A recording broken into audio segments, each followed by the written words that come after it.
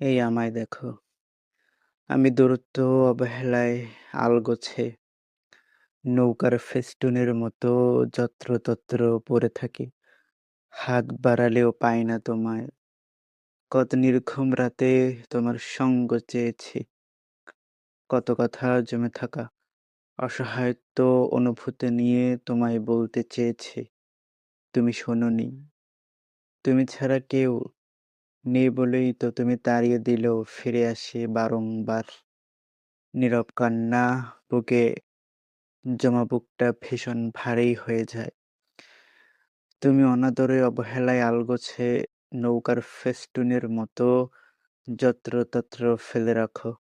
জানো, আমার ভীষণ কান্না পায়, অথচ তুমি কখনো বুকে টেনে নাও না।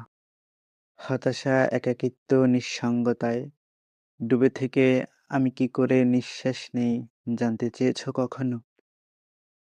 তুমি না থাকলে আমি ঠিক কিভাবে থাকি জানতে চেয়েছো কি?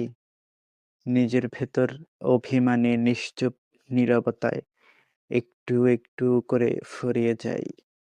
তুমি তো মনেই থাকো, মনের খবর রাখো না।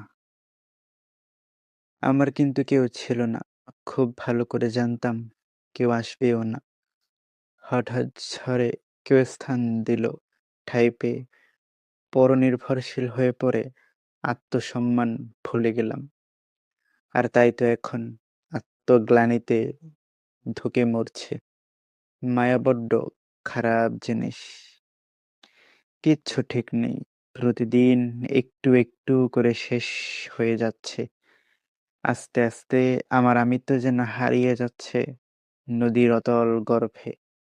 অনেক ভালো হতো যদি আমাকে পিষে মেরে ফেলতে। কেননা আফসোস, ক্ষোভ এবং না পাওয়ার যন্ত্রণা, বেদনা এসব নিয়ে বেঁচে থাকা যায় না।